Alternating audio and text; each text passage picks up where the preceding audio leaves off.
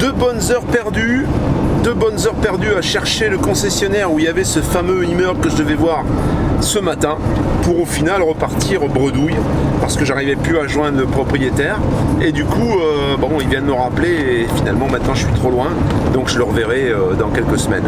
Voilà, il met une option dessus, j'espère que on pourra faire affaire. Donc maintenant, direction Perpignan. On est à 4 heures là maintenant encore de Perpignan, un gros 4 heures on va dire, parce qu'il faut qu'on s'arrête manger. Et là je vais voir un autin. C'est la première fois que je vois un autin pour un abonné.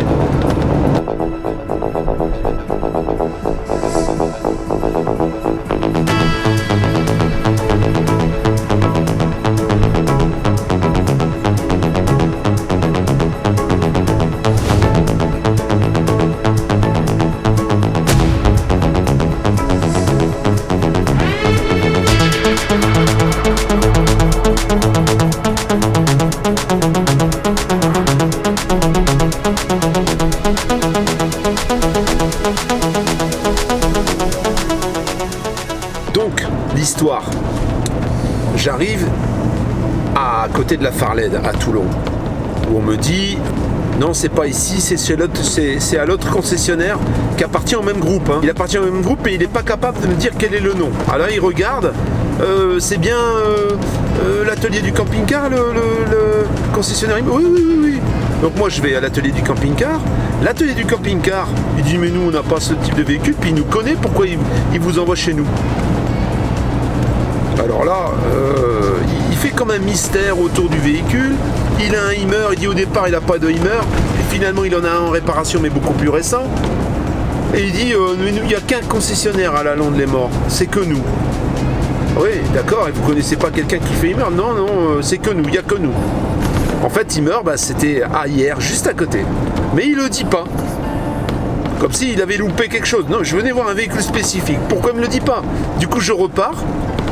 Et je suis venu pour rien, tu vois. Ça c'est l'esprit un peu, déjà dans leur propre concession, ils connaissent pas tous les garages du groupe. Il est incapable de donner le nom de l'autre concession, de l'autre garage qui fait partie du même groupe, où ils envoient leur véhicule en réparation, il sait pas. Et le deuxième, lui, il te donne pas d'informations. Comme ça au moins, tu vas nulle part en fait. Tu vois. Et lui il a pas le client mais personne ne l'a. C'est un bel esprit. Un bel esprit, franchement, je trouve ça lamentable. Mais bon. Dans la série, ça marche pas.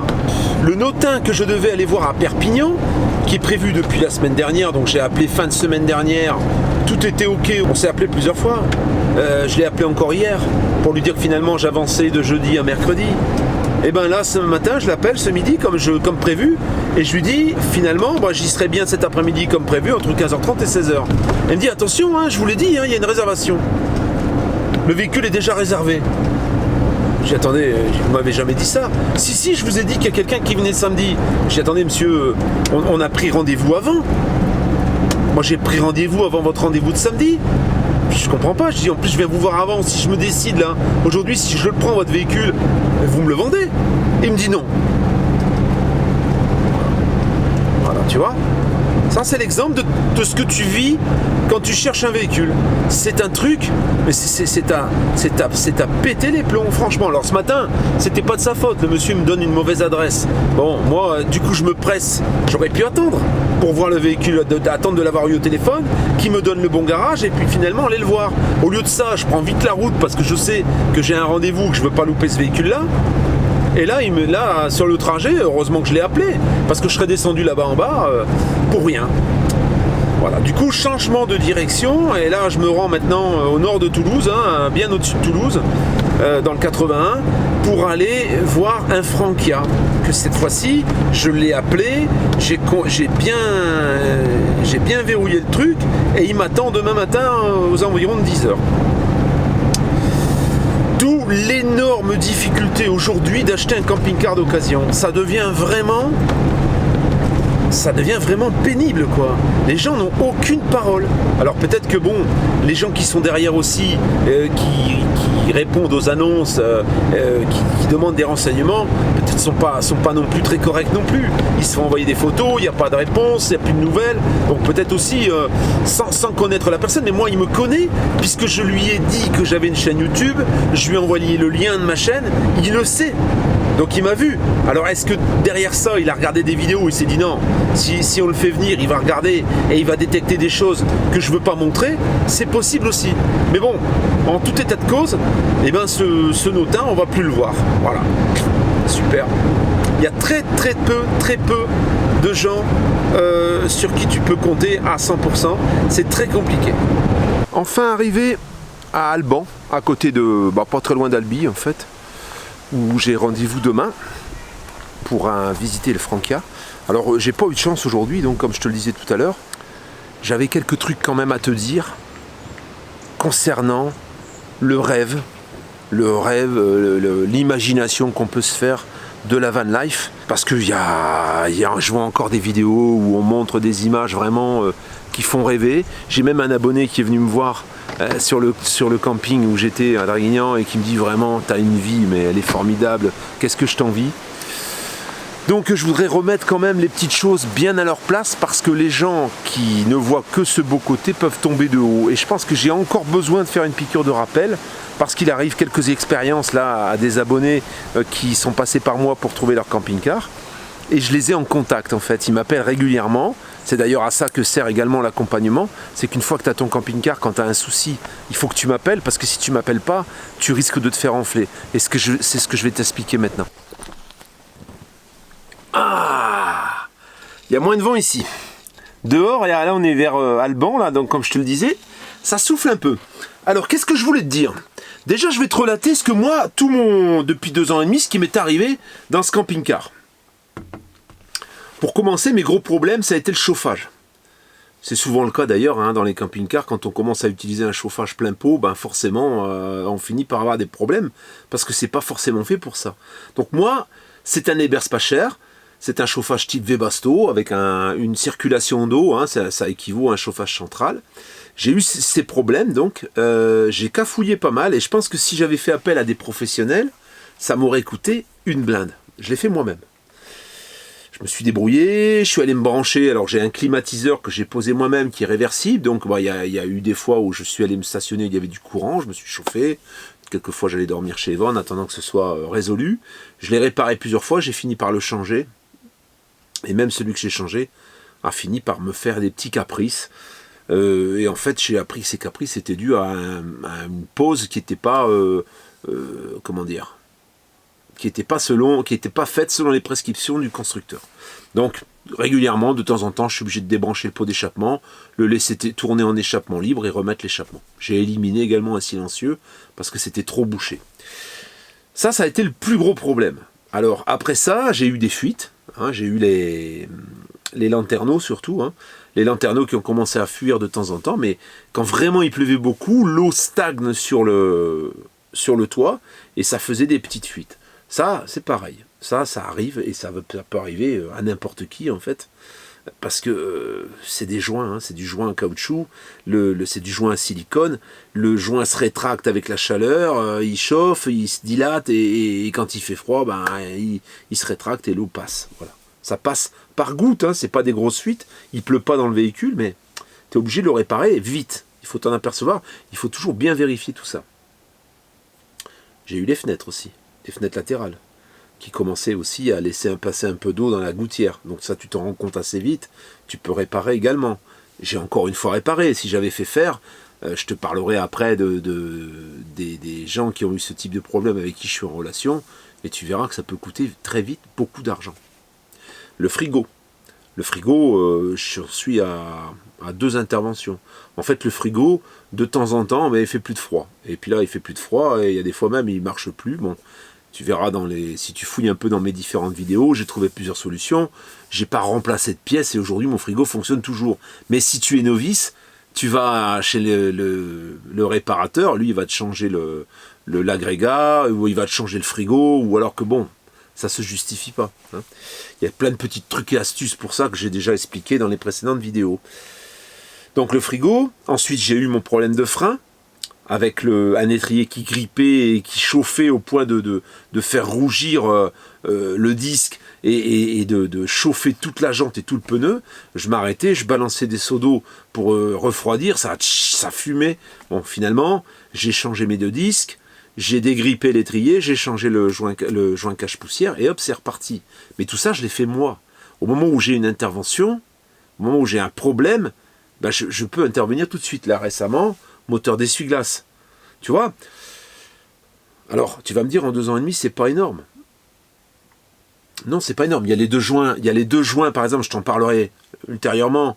Les 2 joints, il y a des espèces d'enjoliveurs qui viennent couvrir la cellule et la capucine par rapport à la cabine d'origine. Et ça, comme moi, je calais mon véhicule avec des cales, je mettais souvent une cale sur une seule roue pour redresser le véhicule, pour le mettre de niveau. Et en fait, ça travaille le châssis. Et du coup, les joints, à chaque fois, ils se fendent. Et je ne m'expliquais pas pourquoi. Je me dis, mais pourquoi ces joints se fendent? Finalement, c'est parce que je fais monter le véhicule avec des cales. Alors, sur les longs véhicules, bah, le véhicule, il n'est pas aussi rigide qu'un 4x4, par exemple, qu'un pick-up. Hein, et du coup, le châssis travaille. Le châssis travaille et ça se tord légèrement, et de quelques millimètres, et ça découpe à chaque fois le joint. Il y a un seul joint, je te montrerai ultérieurement comment ça se passe. Donc ça aussi, c'est un souci. Et ça, je l'ai pas réfléchi tout de suite.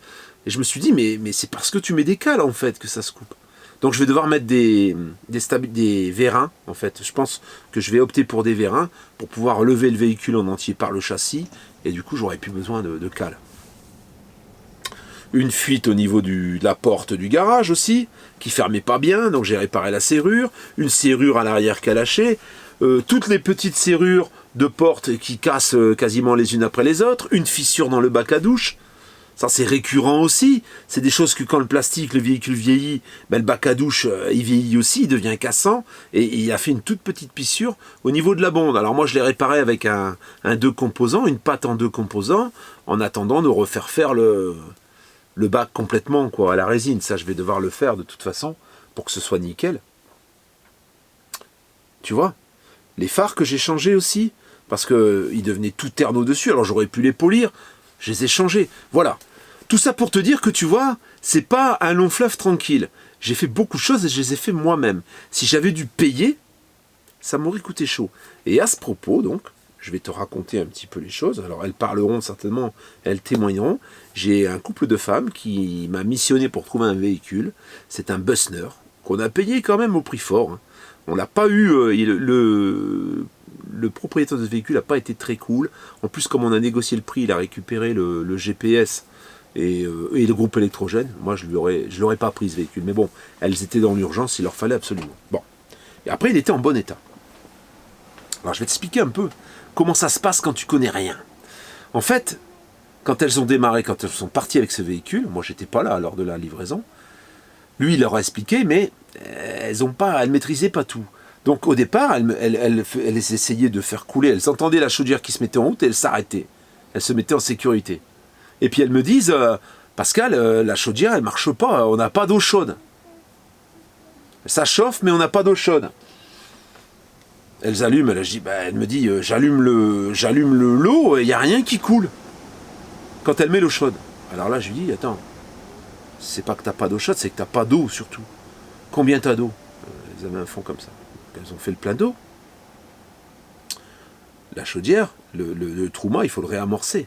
Il faut y remettre de l'eau dedans. Tout ça, tu sais pas au début. Donc, à distance, j'ai pu les dépanner. Finalement, elles ont eu l'eau chaude. Elles ont remis de l'eau, elles ont fait couler l'eau, elles ont purgé le trauma. Et elles ont fini par avoir de l'eau chaude. Elles étaient super contentes. On continue. Il y a eu des pluies diluviennes. Elles ont eu une petite infiltration au niveau d'un lanterneau. Ça, tu vois, on ne pouvait pas le voir en fait. Hein. Il fallait vraiment une énorme pluie.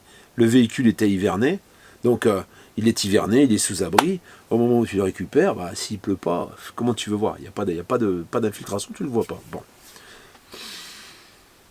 Il n'y a plus. Elle ne se sentait pas de monter sur le toit pour mettre du dip étanche. Qu'est-ce qu'elle a fait? Elle est allée chez un réparateur qui était à côté, qui avait l'air sympa. Le réparateur leur a pris 250 balles pour refaire l'étanchéité. du lanterneau. 250 €. Il a sorti le lanterneau, il a certainement fait comme il fallait le faire. Il a mis du joint en fait spécial, une bande de joint collant, et du coup, le joint dépasse à l'intérieur, autour du lanterneau. Alors déjà, il lui prend 250 balles, et en plus, il dégueulasse tout le plafond. Voilà, tu vois. Bon, moi je leur avais dit de faire mettre du dip étanche, ou de mettre du dip étanche, et point. Tu vois, et c'est pas la peine d'aller faire des frais pareils. Mais bon, passons.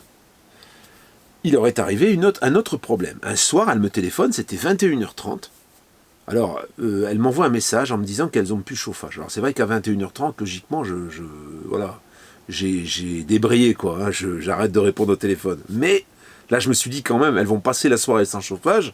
Je les appelle. Et je crois que c'était le lendemain matin qu'elles m'ont appelé. Voilà. Mais enfin, en attendant, elles sont restées un bon moment sans chauffage.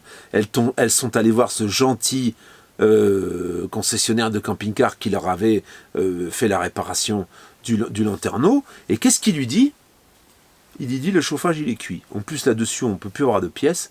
Il faut le changer. Alors, elles disent, ah bon, combien? 3000. Alors, elles me téléphonent, elles sont catastrophées. Elles me disent, Pascal, le chauffage, tu l'as vérifié, il ne marche pas. Le chauffage marchait. Il marche pas, il y a un problème. Bon, nous, on a demandé, il nous a dit que ça valait 3000 €, donc on pense qu'on va le faire. Je leur dis non, vous n'allez pas faire ça. Je dis, attendez, on va d'abord faire des tests et on va voir. Et quelquefois, il marchait, quelquefois, il ne marchait pas. Bon. Elle me raconte un peu comment ça se passe, les problèmes. J'ai dit, écoute, il y a une sonde de température, c'est souvent de là que ça vient d'abord, et c'est la première chose à contrôler. Tu as une sonde de température sur le Bosner, elle est à côté du tableau de contrôle. Essaie de dévisser cette sonde et regarde si derrière les contacts ne sont pas oxydés. À ce moment-là, tu passes un petit coup de désoxydant, et puis pour améliorer les contacts, et puis peut-être que ça repart.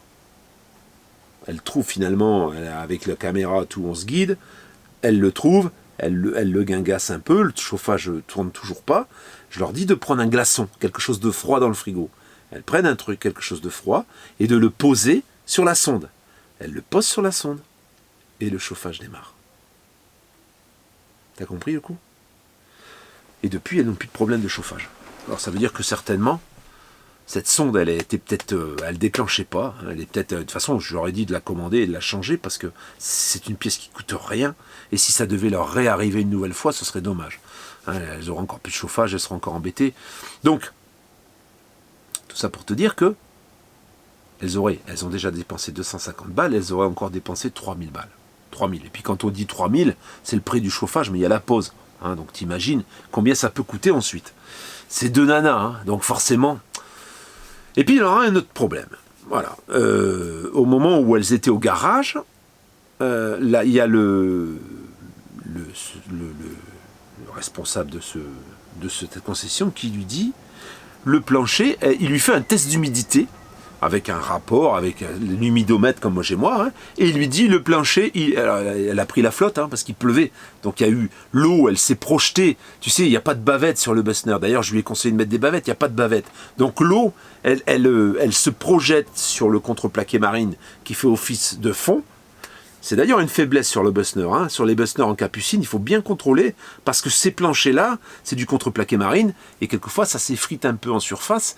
Le contreplaqué marine, c'est plusieurs petites couches, c'est du contreplaqué qui résiste aux projections d'eau. Il lui dit, votre plancher est complètement pourri. Et là, alors elles sont catastrophées encore une fois, il leur fait un devis, au minimum, il lui dit, ça coûterait 2700 €. Il faut déposer tout le plancher, il faut changer tous les lithos, parce que c'est pareil, l'armature est morte aussi, tout est pourri. Et là, elle me téléphone, mais catastrophée. J'ai dit, attendez, ne vous affolez pas, il faut que vous me le filmiez. Il faut que vous passiez en dessous, il faut regarder, vous prenez un tournevis, vous allez taper un peu partout dans le plancher, et vous allez me faire un film. Parce que là, c'est pas possible. Moi, je l'ai vu, je l'ai filmé, je vous ai envoyé la vidéo, il n'y a pas tout ça. Alors, il se passe quelques jours, quelques semaines, elle décide tenter une action auprès du propriétaire pour qu'il participe aux frais, alors qu'on ne sait pas encore. Hein. Et le propriétaire lui dit, non mais vous rigolez. Il dit, attendez, vous êtes venu le contrôler et tout, maintenant vous me dites que le plancher est pourri, moi je veux rien savoir, je rembourserai rien du tout, ce qui n'était pas étonnant. Elles étaient prêtes à faire venir un expert, pour et même faire appel à leur protection juridique, pour regarder le problème. Et quand j'ai vu la vidéo, j'ai dit, mais les filles, alarme là, parce que là vous allez vous faire enfler à chaque fois. Le plancher, il est impeccable. Impeccable. Il y a une griffe à un côté, il a dû gratter avec son tournevis, il a dû déchirer une lamelle de bois qu'il leur a montré. Mais le plancher, ça justifie pas du tout. Alors c'est un lit à la française. Ouvrez le lit à la française, tapez sur le plancher, monte dessus, vois, mais ton plancher, il n'est pas pourri. Et dessous, on voyait, il est impeccable. Tu vois?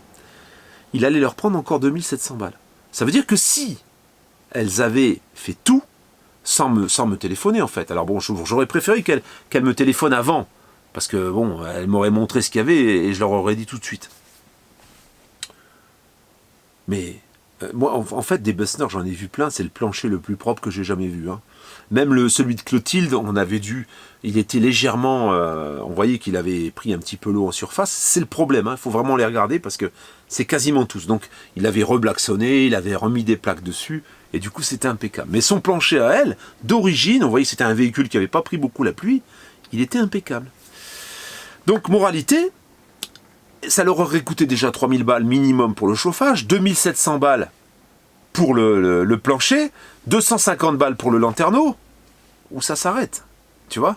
Où ça s'arrête. Voilà. Donc, tout ça pour te dire, la dernière fois, j'ai eu une personne très sympa qui veut passer au mode nomade aussi et qui vit dans un appartement avec sa fille, enfin, qui vivait dans un appartement. Bon, elle a dû partir. En ce moment, elle est un peu chez des amis à droite à gauche. Et elle voulait mettre 10 000 euros. Moins de 10 000. Et pour elle trouve que c'est... Tu te reconnaîtras certainement. Elle trouve que c'est trop cher, déjà. Moi, je lui ai dit, écoute, à moins de 15 000, on ne pourra rien faire. Et moi, je ne vais même pas m'en occuper. Parce que déjà, je suis en train de réfléchir à est-ce que je vais continuer à accompagner quand on a des budgets petits? Parce que la moyenne, elle augmente, en fait. Le prix moyen d'un camping-car en bon état, c'est plus de 12 000. C'est monté pour avoir quelque chose de correct. Parce que ça reste plus sur le marché. Donc, quand elle me sort ça, je lui dis, pour moi, c'est inenvisageable. Et je ne le ferai pas. Et si j'étais à ta place, je ne m'aventurerais pas dans quelque chose comme ça avec un enfant. Parce que, mais encore une fois, quand on ne sait pas, on voit ce que les gens font, on voit qu'il y a des gens qui ont réussi à avoir des camping-cars à 10 000 euros, puis qu'ils arrivent à y vivre et qu'ils y vivent très bien. Alors je lui ai dit, écoute, regarde les vidéos d'Annabelle la Coccinelle, ça va te faire un bon exemple de ce qu'on peut trouver à 6 000 euros. Voilà, parce que ça vaut 6 000 euros. Et c'est ce qui peut arriver, en fait. Regarde un peu le parcours, en fait. Regarde un peu dans quoi elle vit. Ce qu'elle a comme véhicule, où le chauffage, elle a peur de l'allumer, où la boîte de vitesse, elle ne marche plus. Il y a tout un tas de bordel qui se passe. Est-ce que tu es prête à assumer, parce que Annabelle, malgré tout, elle s'affole pas, quoi. Elle est assez bricoleuse, elle est assez débrouillarde. Est-ce que tu es prête, sortie d'un appartement à Paris, est-ce que tu es prête à passer à ça avec ta gamine? Parce que Annabelle, elle vit seule, elle a son gamin de temps en temps. Donc, regarde ces vidéos et reviens vers moi si tu t'es fait une réflexion par rapport à ça. Et c'est ça, c'est que le rêve, l'imagination qu'on a de la van life, c'est pas ce que tu crois. C'est pas aussi facile. Tu vas vivre, surtout si tu es en famille, dans des conditions un petit peu extrêmes. Un petit peu extrêmes. Le Trouma, moi aujourd'hui, un camping-car avec un Trouma, alors sauf si c'est le Trouma qui fonctionne avec le gaz et l'électricité, mais si c'est un Trouma classique, moi je me lancerai pas. Hein. Le chauffage, moi le mien, c'est comme un chauffage central de maison, il est tout le temps allumé, il se déclenche tout seul, j'ai pas à m'en occuper, je m'en occupe jamais. Le Trouma, malgré tout, quand il n'y a plus d'eau et qu'il est tombé à sec, il faut repurger. Tu vois, c'est un truc qui fonctionne au gaz. Ça souffle. C'est pas vraiment un chauffage comme on peut le trouver dans une maison. Donc, si tu le laisses, par exemple, éteint toute la journée et puis que la température elle descend en dessous de 3 degrés, tu rentres le soir, tu n'as plus d'eau dans tes citernes. Hein. Tout s'est foutu en hors-gel. Donc, c'est tous des petits détails qui font que réfléchis bien. Alors j'ai même là, ça m'a envoyé des idées. Et je me dis que peut-être un jour, je vais mettre en place des stages où les débutants pourront venir, voilà, avec leur camping-car. On se mettra, je prendrai une dizaine de personnes, et puis on passera en revue un petit peu toutes ces choses-là, toutes les petites solutions qu'on peut avoir quand on a un souci. Parce que c'est un réel problème. C'est un réel problème, et ça entache un petit peu le rêve qu'on peut se faire de la van life. Il faut savoir tout ça avant de commencer. Et il faut, à la limite, je préfère essayer de vous décourager, plutôt que de vous voir partir et de vous retrouver dans une mouise pas possible avec des enfants. Salut, c'est tout pour famille. Ah, il y a mon fisson là.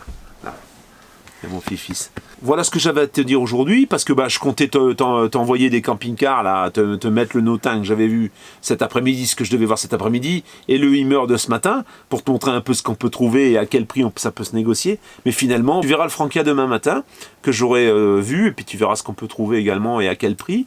Et voilà. Donc, cette petite vidéo, c'est une petite mise en garde, et c'est pour que tu puisses te faire une réflexion avant de te lancer à corps perdu dans quelque chose que tu ne connais pas. Parce que la van life, c'est difficile. Allez. Ciao la famille. À demain, 7h30. Petit apéritif donc avec mes parents dans ma maison. Voilà. Les enfants qui mangent des fritailles. Et nous, voilà, on picole encore comme d'habitude. Ma mère au pastis, là, c'est... Je suis pas sûr, j'ai une bouteille, je suis pas sûr d'en avoir assez. Les bières, ça va, pour mon père, j'en ai quelques-unes, c'est bon. Mais moi, je me limite à un verre, hein, parce qu'après, il faut les ramener, quoi. Salut.